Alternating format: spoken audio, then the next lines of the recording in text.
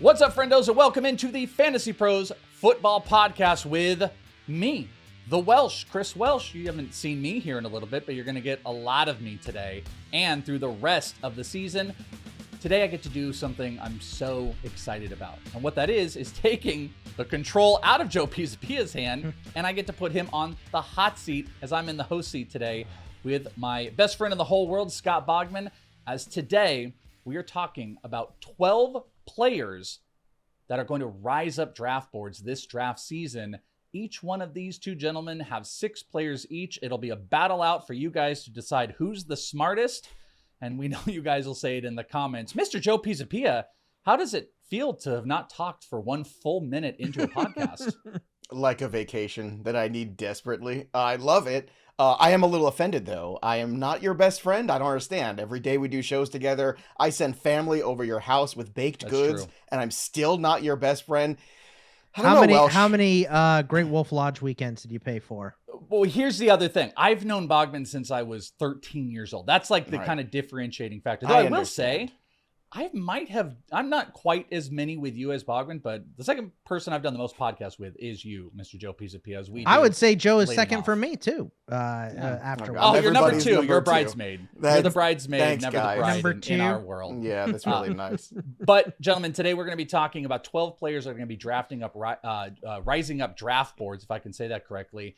You guys have identified a really interesting group, and as a matter of fact, Andrew Erickson and myself, we were doing the Discord-only show. We've got some great offerings that are on the podcast side if people haven't checked it out as well. A show we call the Fantasy Pros Extra Point.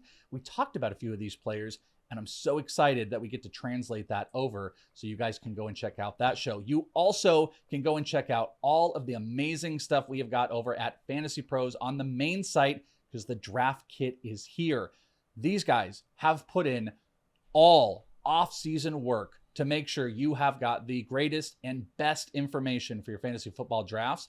I give you the code. Here's the URL. I'm really good at this. I'm not even looking at it.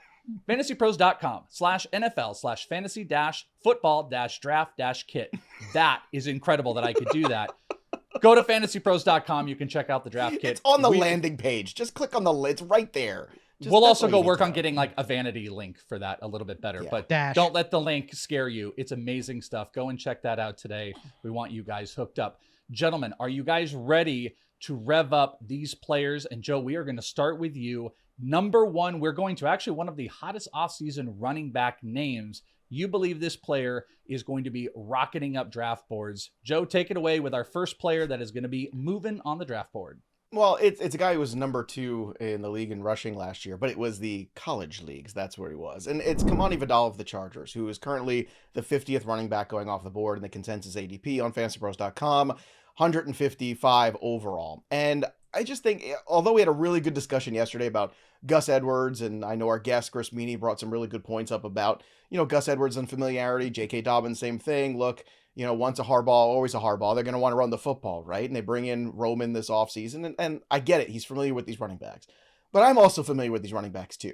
And durability hasn't been the strong suit for these guys. So although I do believe that it's going to take a while for Kimani Vidal to carve out his role, I think at best, maybe you're looking at a flex RB in the first half of the season, maybe somebody you can start to get a little bit more comfortable with, because I do think he can catch the football. And then I look at that path for him being a closer. And what I mean by that is we've seen this in the league last 5 years, right? Whether it be DeAndre Swift or David Montgomery's rookie season, or to a greater extent, Jahmyr Gibbs, right? All the varying levels of rookie talent, right?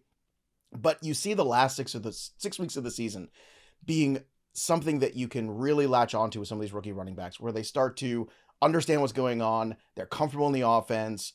You don't want to run them ragged too early necessarily too, because you see guys break down because it's only, you're only playing 12 or so games, depending on if you're in playoffs or not in the college ranks. So it's a difficult thing to look at Kimani Vidal and say, this is an investment early in the year, barring injuries, which could also happen early for some of the guys in this backfield.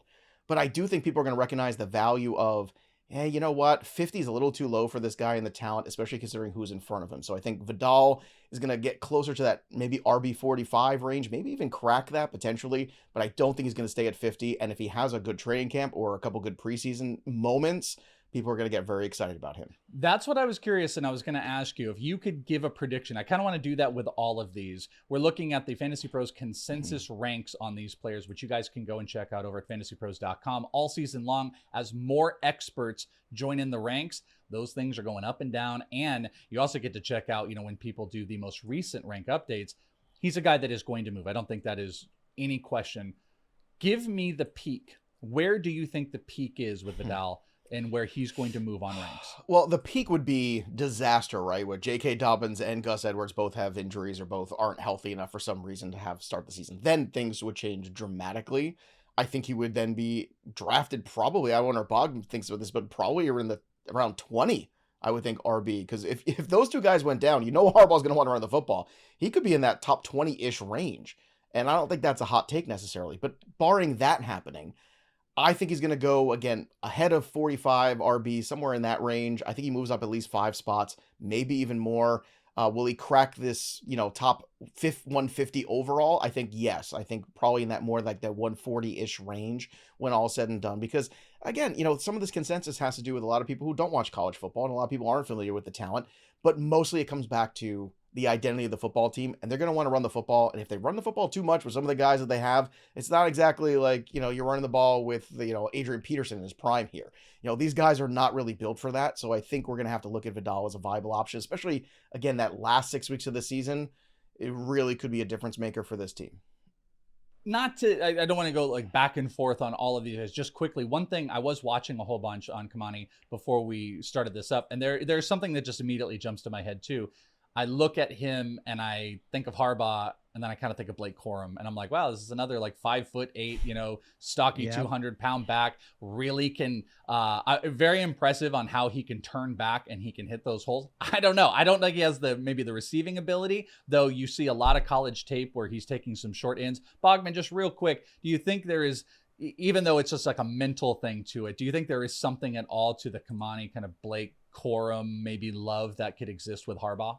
Yeah, I mean, the reason why he took Vidal is because 94 missed tackles forced last season. He was playing in the G5 at Troy, so it is a lower level, understandably, but 94 missed tackles. No one else was even close to this number. I mean, Jonathan Brooks had 63. Bucky Irving had 69, 64 for Audric Estime, and those are bigger backs. This dude makes people miss. He's great with the ball in his hands, so he doesn't have to like run great routes and get open wide down the field. He just needs to take a dump off and then run with the ball in his hands. He's great with the ball in his hands, great at making people miss, and the opportunity is here. Dobbins coming off the Achilles. Gus Edwards, we just heard today that, look, he looks like he's on track for training camp. That leaves Vidal with a lot of first-team reps in between. So really excited about Vidal's potential, and a great name for Joe to pick to lead off here. All right, Bogman, let's start off with yours first up here. You also have a rookie that you think is going to be rocketing up boards.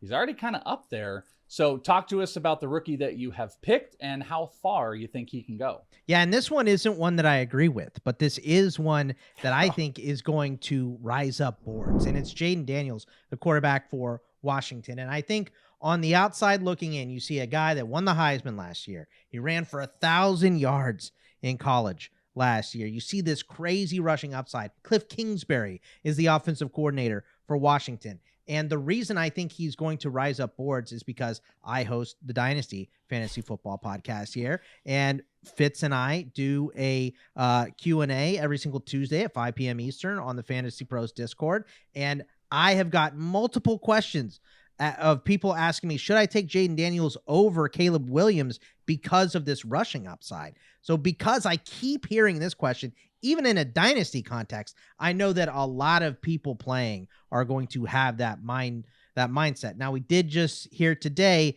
Dan Quinn, as I said earlier this week on our ITL podcast, Welsh, he poured some cold water on Jayden Daniels saying, well, we haven't picked a starting quarterback yet. And that was my thought process. I don't think Marcus Mariota is going to hold this down for long, especially with Cliff Kingsbury running things. I think it is going to be Jayden Daniels early in the season, but Dan Quinn is not forcing his hand. He knows this is a long-term rebuild. It's not going to happen overnight. So the first month we might see Marcus Mariota, which should lower Jayden Daniels a little bit, but I mean, when we get to the preseason, we see the difference in skill level between these two guys. I think Jayden Daniels, that is really when he's going to rocket up boards. I have him at 20. I say that his ADP right now is 17. I would keep it fluid if he's starting. I'm going to move him up for sure. I just don't know if he is at the beginning of the season. So this is one I don't necessarily disagree with, but I do know Jayden Daniels is going to rise up boards quickly. I actually see him at 15. He's already moved up, so he's already starting that 3 process. days since we started the podcast. When you started talking, he was at 17. Bogman started talking, and now he's 15. By the time this is done, he's going to be 12. I think there's also like this Anthony Richardson type of feel that people have to the running game that he can provide, and we saw Richardson going in the top 12 of QB. So I definitely think there's a possibility. Did you give a number? Did you think like QB 10, QB 12? I think, yeah, I don't think I'd put him as a QB1, but 13, 14, he's definitely, if you take him before that as a QB1, he's conditional, you need a backup, but, there's a lot of QBs out there this year. So 1 QB leagues, he's going to be a risk with a high floor guy as a backup for a lot of squads. Joey, number 2, both of you guys, actually, we're going to be attacking the running game here. You've got a running back that you think is going to be jumping up boards. Who do we got? I do. Real quick, though, before I get to the RB, I just want to throw a little something on the Jayden Daniels discussion. I write up the quarterbacks every year for the Black Book, right? It's out there on Amazon right now. Plug away. But Jayden Daniels is somebody to be very excited about.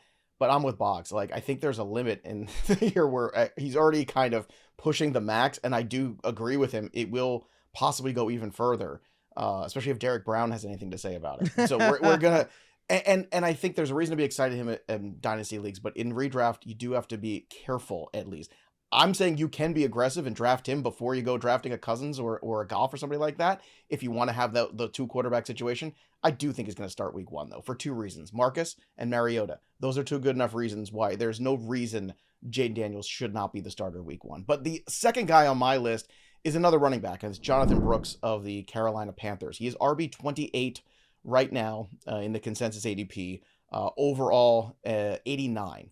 And I do think he's going to move up a little bit. I think a lot of this right now has to do with the injury.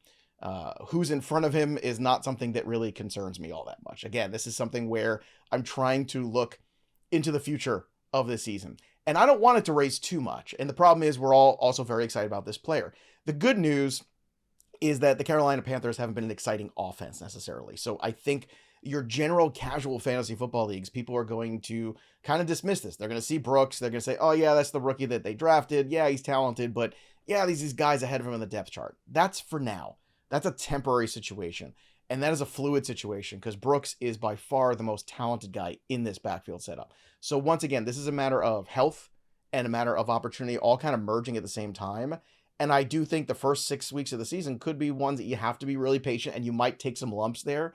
But if you could stay 500, if you could stay with things, I think the latter part of the season with Brooks could be very good. I like the Canellis hiring there too. He did wonders with the Seattle offense. He did a great job last year with Baker Mayfield in that offense. Rashad White was tremendous in that offense. So I really think that there's reasons to be optimistic with Brooks, and there's a need to. You have to take pressure off of Bryce Young. That line was not good last year. You have to make sure you're running the football. You have to make sure you're taking pressure off Bryce Young. You have to make sure that you are diversifying the offense, because if you put too much on his shoulders, and you ask him, I think, to be more of a facilitator in year 2, I think you're asking for a disaster. And that's why Brooks could be really, I think, vital basically to this roster. And I do think in terms of moving up, RB 28, I think I could see him cracking 24 if the health looks good when we get to August 1st.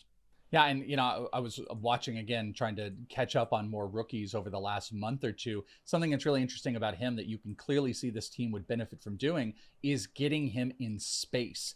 And the reason I bring that up is that also could be involved in the passing game, and that's something where it was like, guys like Miles Sanders would have benefited from. This could just simply be some early Chuba Hubbard stuff that then evolves, just like you said, through the season going in, of if that offensive line is working at all, if that passing game is doing anything that they can establish a run. This is a great guy in the open field. He's going to make big plays. You get him one cut, go, he's gone. I could definitely see him getting into the RB2 territory. Bogman, you are doing an oldie, but maybe a goodie. We went down this road. Derek Brown, cover your ears, close your eyes, because this is going to give you the shakes. Bogman presents Tony Pollard as a guy that is going to rise up draft boards. Yeah, listen, and I know people have been burned, and scorn lovers are always the hardest to, earn their trust back. I get it, but let's think about this logically. Tony Pollard was the guy that they wanted in Tennessee. They went out and paid him immediately. So and this is a new coaching staff coming into Tennessee, and Callahan coming over from Cincy, right? They have given Will Levis no excuses to not succeed. They got a new left tackle. They added Calvin Ridley. They signed Tyler Boyd. DeAndre Hopkins didn't get traded. He's still there. They go out to get Tony Pollard to pair with Tyjae Spears in the backfield. This offense looks like it's going to be a lot better. It's going to be pass heavy. Tony Pollard can catch the ball out of the backfield really well. I don't have as much belief in Spears as other people do. I do still like Spears. I think he's a good back. I think he's limited in his touches. I think Pollard is a much better back than him. And as we saw in Cincinnati, who ran there for such a long time? Joe Mixon was the guy there, and he was the only guy there. I mean, they'd mix in, P. Ryan and guys like that, but it was the Joe Mixon show. I think we're going to see the Tony Pollard show here in Tennessee. I think he's going to be closer to a low-end RB2, still be scorned. I understand it. I get it. You don't have to make him an RB1. He doesn't have to go into the top 6 or anything crazy. But I do think he's being a little bit undervalued, and we're getting the overcorrection this year. So I think we're going to start to see him move up boards, especially if he starts looking good in camp and we start hearing really good reports about him. I'm excited about Pollard for 2024. Do you think the highest number would be on Pollard? Because I'm not as sold as you. I think they did like Spears, and I think Tony Pollard may have just presented, hey guys, I can't be Derrick Henry. And I think this team might have made a commitment to finding a guy that is more complementary than Spears than to replacing Derrick Henry. But it's not a bad number. It's actually 27 now on the PPR ranks, consensus ranks over on FantasyPros. Give me your highest number. I have him at 17. Oh, all right. Okay, there you go, Bogman. You get him. He's your guy. There you go. Well, listen, I don't think that this coaching staff loves Tyjae Spears. These are not the guys that drafted him. This is a completely different staff, and they brought in Pollard specifically. So maybe it's more split than I give it credit to. But I think that in a new system with you're not trying to replace Derrick Henry because you're not going to. You're just trying to do what you like, and what they like is a athletic back that can play off of this run game. And I think he did that well in Dallas when it all kind of crumbled last year and he was hurt. He came back. He looked good. I think that's a Tony Pollard we're getting. Joe, your third one is a very interesting one because of this wide receiver you're about to pick in the wide receiver core. This is not the guy that is on my big target list. It's the guy on the other side of it. So please sell us on how and why Christian Watson is going to be moving up draft boards. Well, Christian Watson, by all the metrics, is the best wide receiver that the Packers have. So I don't want to make any bones about that. And if you remember 2 years ago, he finished as wide receiver 25 in limited action in his rookie season. Now, all of a sudden, he's being drafted as wide receiver 42, the 86th player off the board in that range. And I think that's just too low. I think people will start to fall in love again with him as time goes on. And he's dealing with this hamstring issues, and he seems to have figured out what it is, which is, this is one of the wilder stories. I mean, I've heard about a lot of things. I know Bogman's a man of the world. He knows the origins of the Liz Franck injury, which we learned last year on the program too, all the origins in France. But apparently he has an imbalance between the muscle mass in each of his hamstrings. So he's been working all offseason on this, trying to strengthen his legs. And if he can fix the hamstring issue, this is a player with incredible playmaking potential. And now Jordan Love is a quarterback that we all feel really good about in fantasy. So some people might be chasing the touchdowns from last year with Jayden Reed. I don't want to do that necessarily. I think that's a dangerous game to play. Romeo Doubs is a contributor. It's Watson to me that's the guy. And I think as time goes on and people see him healthy in training camp, I think a lot of this suppressed ADP right now has to do with the fact of, oh, he was hurt, and I can't remember what happened 2 years ago. I can only remember what happened last year, and last year was unsettling and unhappy. But if you dial back to this time last year, everybody was super excited for Christian Watson. They were a little concerned because they didn't know what Jordan Love was. But now that we know what Jordan Love could be, you should be very excited about Christian Watson. And I think that as time goes on, this RB42 is going to go easily into the top 36. And I think it should. When you look at some of the other guys and some of the age of some of the other players ahead of him right now, it makes no sense to me. So I think this is one of those prove it to me ranks that you see right now early on that's going to change, I think, over the next few months considerably. Yeah, I do think it's interesting. I mean, if you want to look at a wide receiver that's got room to grow, he's not, they didn't, ranks haven't done that thing where they'll like clump a bunch of players in together because it's like, oh, we don't really know what to do with them, so we'll just put them all at 30. Like, there's a lot of room for growth for a guy like Watson, and we know what he can be, but get that hamstring figured out. It's almost like having like, we'll go to Taylor and it's like, your arm is half an inch shorter. It's like, let's get the hamstrings figured out. Give him some genetic, I don't know, get some robot hamstrings. Just figure that donate out. some hamstrings. Bogman, you want to donate some of your hamstring? Yeah, you got Christian some Watson? hammies? Well, I don't have any that'll work. I just got to report that Christian Watson just got up out of his chair and strained a hamstring. Well, there So you go. it's not There good for go. you, Joe. I don't like it. He might just be a rank might be virtue of We'll him not playing see. enough We'll games. see. Okay, Bogman, your third up on this list is contrary to the love I have for another player that I just spoke with Andrew Erickson about. So, how and why is Raheem Mostert going to be the back that is going to move up draft boards over the next couple months? Well, I can tell you this just from experience of drafting. People are going to see his production from last year, his 21 touchdowns, and his ADP is going to start moving up because he's a guy that is right now going as an RB3. The guy that scored the 5th most points among running backs last season is going as an RB3 because people are worried about his injury history, his age. I completely understand that. Those are fair assessments. Maybe the other guys behind him too. Like Well, the depth sure, chart? but Achane is amazing. He is easily the best back in this system, but he's so small. He is not a guy that can take 20 carries. He did it at A&M out of absolute necessity because they had no other offense. But in the NFL, he is a 15-touch max guy. Jaylen Wright, they brought in. I love Jaylen Wright. I think I'm highest in the world in terms of his dynasty ranking. Love him. I think he fits perfectly here. Everyone has been afraid about anyone that has been afraid about him eating into Achane's time. I think he eats into Mostert's, which is why I have him as a low-end RB2 because, I do think he's going to lose production. Touchdowns are finicky. He ain't scoring 21 again. We know that, right? But should he be down as a low-end, mid-end RB3 after this huge year just because they're going to give Achane a couple more touches, which he could have a huge year, but he's already had issues staying healthy. And Jaylen Wright, who is a rookie and extremely raw coming in, I think Mostert is still going to lead this team in carries. Touches, I don't know. I think him and Achane are pretty close in terms of the receiving game. But, Mostert could get hurt. Maybe that's what falls apart here. But I think just knowing draft trends, knowing how boards move, when you get more people drafting, they're going to start seeing that number and taking him higher and higher. He's going to end up as a low-end RB2 before it's all said and done. That's interesting. You're making the take. You're not making the case. You're just I'm saying talking he about the is theory. going to move up. Yeah. Yeah, the theory. Joe, do you buy that? Because I'm an Achane guy. I'm not 100% sure. Do you buy that people are going to just look at the touchdowns and inherently move him up because he's so low? I think everyone kind of knows what's happening here. Like, we're all in the room. There's an elephant in the room, and it's Raheem Mostert, and we kind of all know what's going on. We kind of all know what's going on, except for the fact that Boggs is right to a certain degree. I think we just had this conversation on a previous podcast with the Would You Rathers, right? Where Debro Erickson and I were talking about guys at the same position on the same team and who's a better investment. And right now, like, you are at max level investment on Devon Achane right now, right? Like, max level. He's going as early as the 9th or 10th running back in some drafts. And to Bogman's point, that's a lot to ask of that guy just from a durability standpoint over 17 games. I think that's a lot. I think it's a very heavy price. He has to return all that value and then some in order to bring about that rating.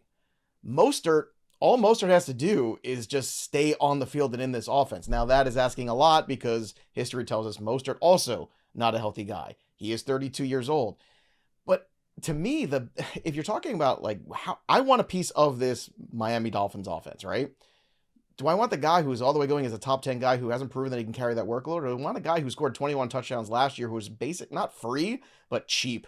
And for a guy like me who's a heavy wide receiver drafter, I will have a lot more shares of Mostert. Not that I love Mostert, but I'll have shares of him based upon like just having shares of Miami's offense. And to tell you the truth, I would fade both of these guys. And if I want the Miami offense, I want to draft Jalen Waddle. That's the guy that has the best return on investment cost of anybody right now on that team. And you do want pieces of this offense because it's extremely exciting from a fantasy standpoint.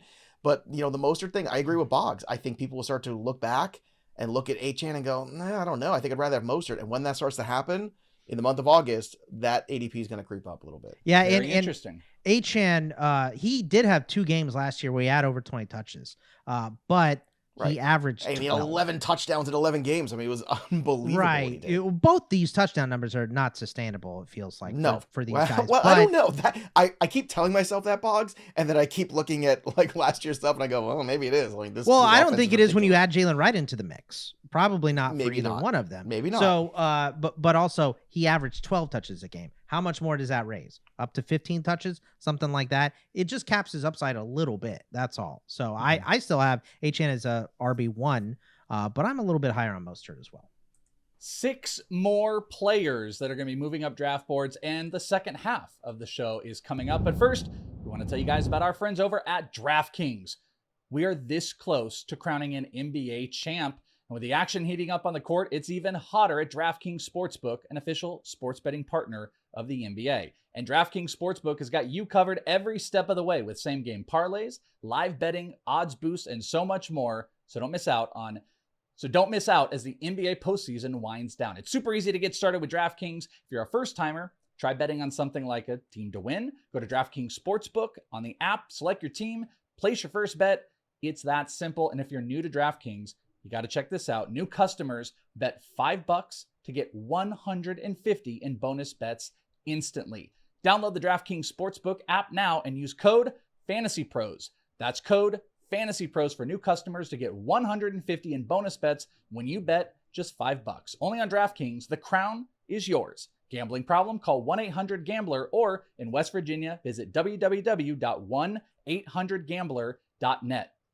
In New York, call 877-8-HOPE-NY or text HOPE-NY 467-369. In Connecticut, help is available for problem gambling. Call 888-78-977-7 or visit ccpg.org.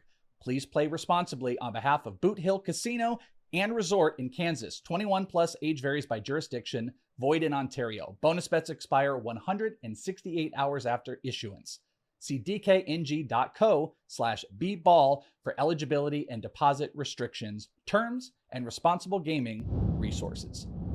Friends, we have reached the second half of our players that are moving up the draft boards, or at least in the very near future. Joe, this is Erickson's, one of his favorite players that we talk about when we've been jumping into this. So talk to us about this wide receiver that is ready to up draft boards, because he's also a Kansas City Chief. Yeah, put those horns away. I know. I see you, Bogman. I know. I got 2 Texas guys. Yeah, I know. I was like, is this my list or Joe's list going on It's here? my list, but oh, God, the fact that I have to do this with you on this show is unbearable. But yes, it's Xavier Worthy. And again, I'm not sure if it should move where it is right now off of it. Currently, right now, the consensus ADP on him, wide receiver 41, the ADP of 83. So what's going to happen here right now, because you have a cluster of these guys, right? Which I love. I love the fantasy football ranking community cluster. You saw it a couple years ago. Remember when Cooper Kupp and Robert Woods were neck and neck, and then there was the year where Mike Evans and Chris Godwin. We just can't decide. They don't know what to do. We have no idea. We don't know what's going to happen. Oh, what could possibly come of this? That means that nobody knows what the heck's going to go on with these guys. So that should be a big flag for you. But what's going to happen right now? Hollywood Brown's ahead of him. Rashee Rice is ahead of him most of the time. I'm assuming we're going to get some sort of suspension for Rice. 2 games, 4 games, maybe something in that. It just feels like that's probably where things are going to go for him, right? And when that happens, Xavier Worthy is going to get bounced up. The other thing that could happen too is because he is such an explosive player, the guy that broke the combine, right, with that 40 time, there are going to be people that are going to try to make the Tyreek Hill comparisons and all that. And I'm not saying he's Tyreek Hill, because he's not. But I will say this, it's something explosive that this offense has been lacking since Tyreek Hill left. And he can bring that same vibe to it. And that explosiveness is very useful. We're talking big plays. We're talking big touchdowns. We're talking leagues where you have bonuses for big touchdowns. Xavier Worthy is going to be a really interesting player. And I think we know what Hollywood Brown is at this point. He's a guy that takes advantage of corners who make mistakes. That's about what Hollywood Brown is to me. Whereas we really don't know what Worthy is quite yet, but I think that intrigue of being new, the Rashee Rice situation, I think you will see him go up draft boards. Again, I don't want to pay more than I'm already paying for him. Maybe Bogman disagrees with that. I think it's just about right, but I do think he's going to leapfrog Rashee Rice sooner than later. And when he does, again, he might even start to go to that point where if he has a great preseason and the buzz is strong, he could be right neck and neck with Hollywood Brown too, if not go past him. Do you agree with that, Boggs? I mean, he should go past Hollywood Brown for sure. But he's not right now. In terms of Rashee Rice, I don't know. Like, I think there's enough capping Worthy to not move him that far, that much farther up. Travis Kelce still the number one target guy. What is Rice's suspension going to look like? Is it 5 games? Is it more like 8 or more? I don't know. Naughty boy most of this offseason here. So who knows what's going to end up happening. Sit in that chair that Christian Watson was in earlier.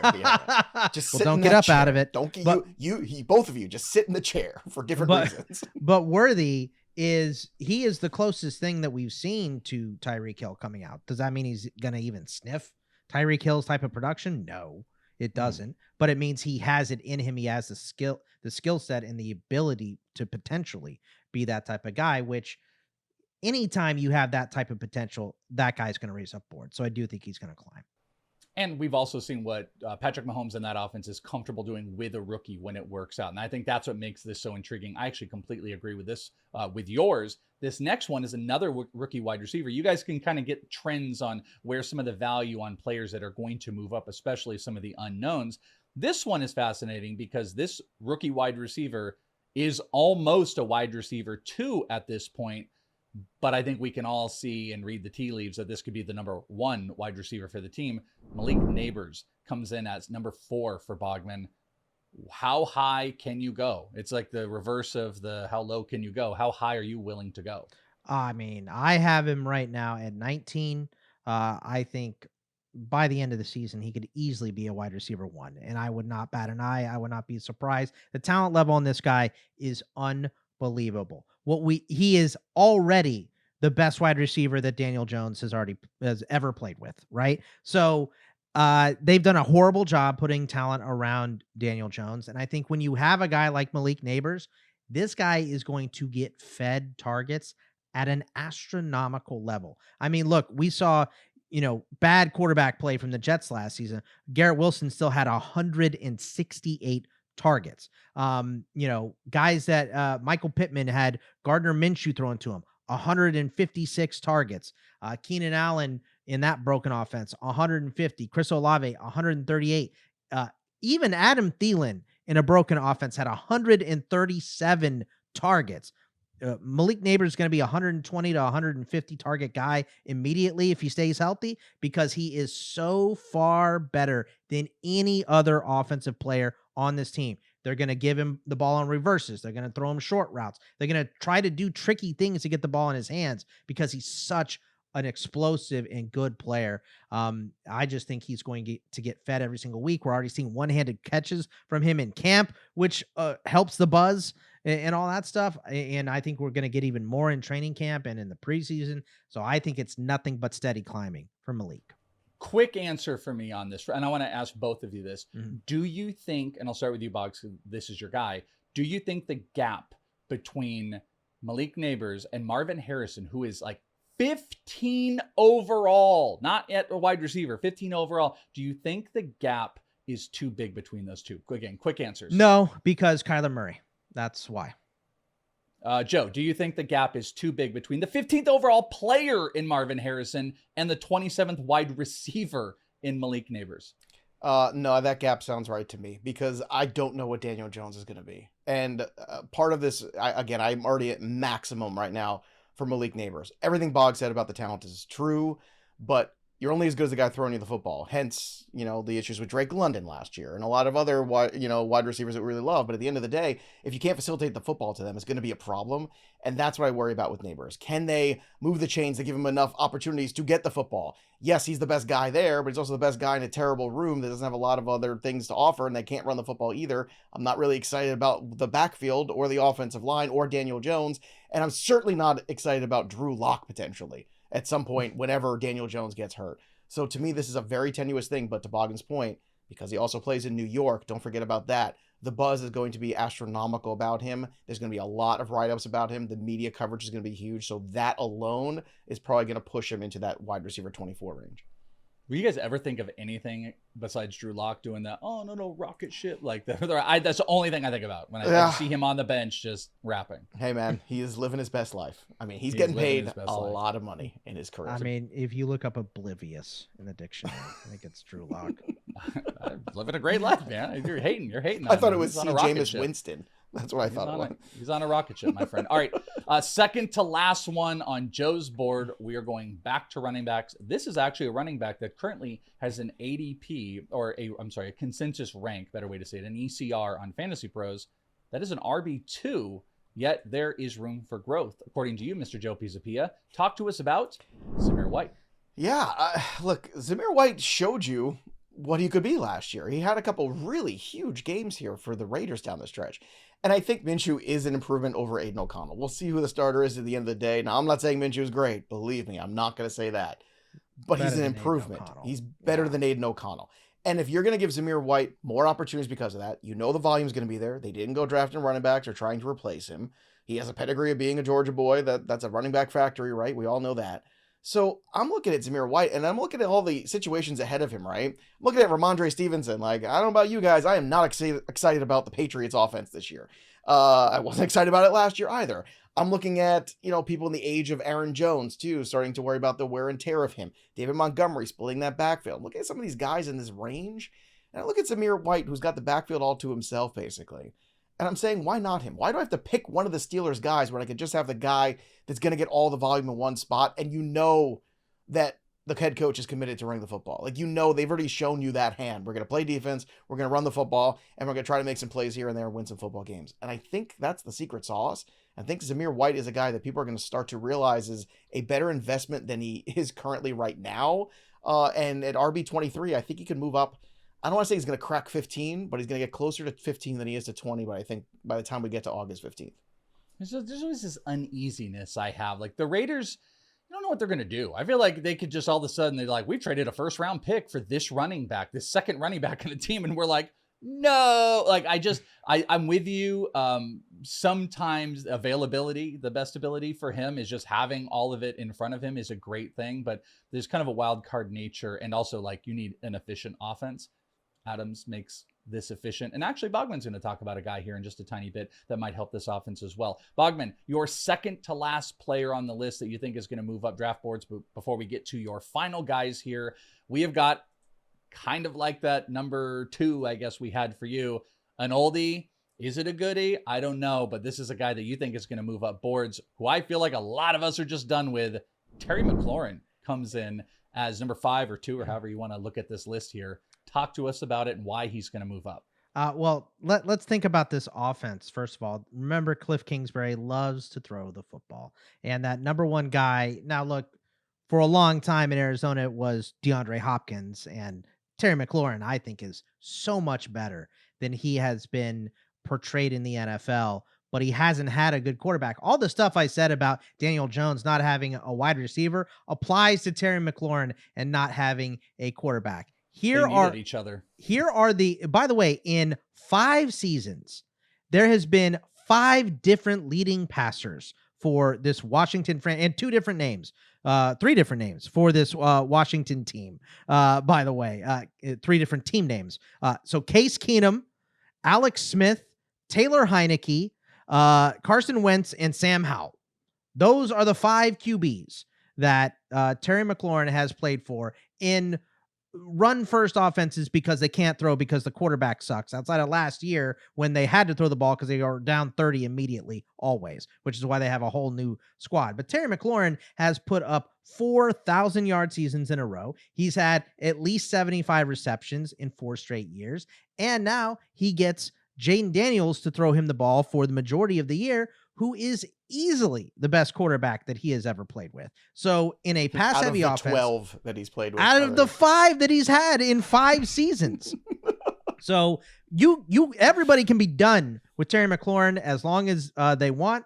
Not me. And I think we're going to come to this realization when we start thinking about this team, and he is going to move up and up and up. So only thing I was thinking about, I'm going to say a meme to you guys. It's AJ Styles, and it goes McLaurin with Jayden Daniels at quarterback, and then Undertaker back there is Marcus Mariota. It's just like everything you just said. That's my meme I just created in my head. No, Like, I guess I see what no, you're going. no. But hey, listen, I think the smart thing that you should be doing here is you don't listen to one take. You encapsulate every take. That is a viable take. Marcus Mariota might start way more than we think for this squad, and if that's the case, everybody lowers a little bit. Except the love running this backs, take, by the way, but because I think McLaurin, this is the best quarterback. Meaning, I think actually threw out the number. He actually has played with 12 different quarterbacks under center. well, 5 different leaders. Five yeah, different for right, sure. but like when all said and done between injuries and replacements, I think it was up to 12. I think he had it. It's like that Browns jersey we were talking about yesterday. Brissett. Yeah. I mean, exactly. About to say, what has more, Cromartie with kids or McLaurin with quarterbacks? They are neck and neck. They're neck and neck. Yeah, they're but I pretty love close. this, and I think McLaurin has potential this year to really explode. And I do think the people who love Daniels, right, Boggs, that Daniels love, I think is going to start to go along with the McLaurin love and bring it up a little further. All right, well, let's end this bad boy. You guys have got your final player that is going to be moving up draft boards. Joe, we are going to go to you. We've got a wide receiver. I'm going to let you list him off. Tell us the reasons and how high can he go for your number one on the final here for a guy that can move up the draft boards. This guy's scrappy, Boggs. He's a hustle guy.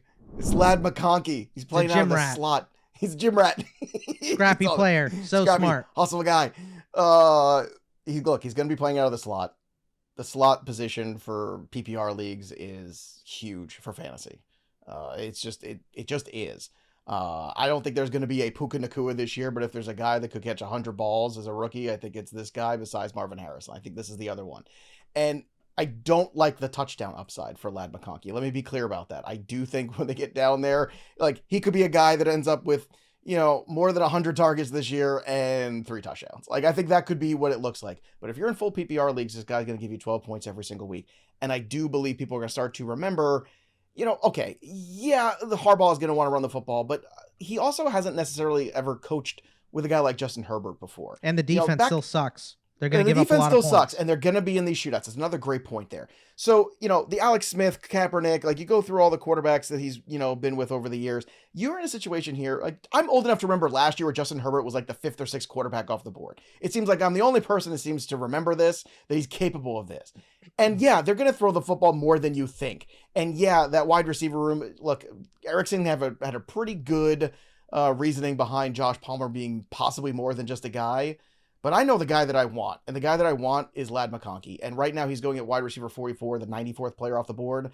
I think he's going to break 85 or somewhere around that range, and he's going to be under wide receiver 40 for sure. He might even creep in by as close as wide receiver 38, I think, by the time we get into the thick of draft season, because I think the buzz will be strong. And again, those PPR targets are huge. Bogman is going to end us out with a bang. We have our first tight end that is going to move a tight end moving up boards.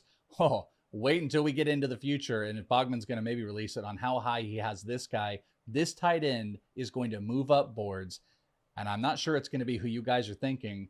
Bogman, you have been the tight end whisperer. So whisper us a tune of which tight end is moving. It's Brock Bowers. And guys, the ADP of Brock Bowers at 12 makes me physically angry. I don't like it. It is absurd. This is the best tight end prospect we've seen in a long time. And look, I understand that people are upset about Kyle Pitts' production the last couple of years, but let's think back to his rookie season where he had over 1,000 yards receiving, and it was really good. And then who ruined it? Arthur Smith came in and ruined everything, which is the real problem with Drake London last year, is the guy calling the plays, not the guy throwing the ball even. I mean, Terry McLaurin had 1,000 yards with Taylor Heineke, for God's sake. Why couldn't Drake London do it? It's Arthur Smith. That was the issue. So Brock Bowers goes into Vegas. Look, there's no doubt he can't be number one on the target share because Devontae Adams still plays there. So Devontae Adams is still the number one. That limits his upside a little bit. Otherwise, I'd be even higher on Brock Bowers. But Brock Bowers is incredible with the ball in his hands. Unbelievable. Kirby Smart said he would have been our best running back if we just moved him to that position. So we are going to see Brock Bowers take reverses. He is going to rush out of the backfield. I guarantee it for this team. Getsy has already talked about being able to move him around and open the offense because of Bowers. He's going to be an enormous part of this offense. From the jump, we saw Sam Laporta, a rookie tight end, vault up to number 1. Tight end is a tough position to make a transfer to from college to the NFL, but we can't think of Brock Bowers as a tight end. He is a weapon. He is not just a tight end. So he is going to be used extensively. I have him as tight end 5. Ooh. 12 is absurd. That's 12 aggressive. makes me mad. Maybe 5 is absurd, but 5 is, I think 9 is reasonable. I have him really in a love him. tier from 4 to 7. So that's where I have him. So 7 And he plays is with the Gardner lowest. Minshew. You know that still, right? I don't care. 7 is the lowest I have him.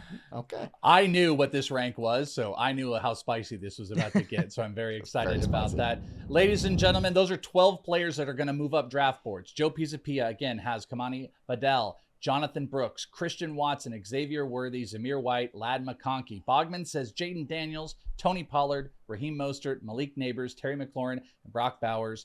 Those are the guys that are moving up the boards. You can find these guys on Twitter, by the way, at Joe Pisapia 17, at Bogman Sports. You can find me at Is It The Welsh.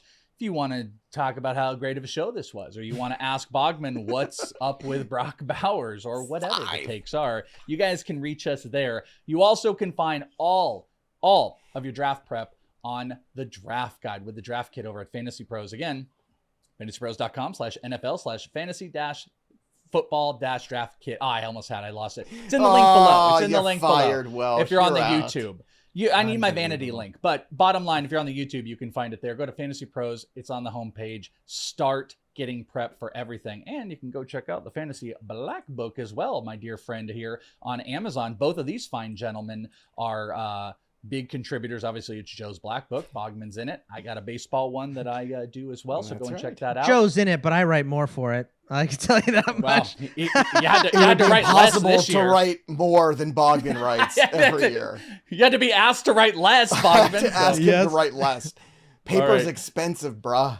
It is. But it is free to be here with us on the YouTube side. So thank you guys for hanging out. Those are the players. Make sure you subscribe to the podcast. You got notifications and subscribed on the YouTube.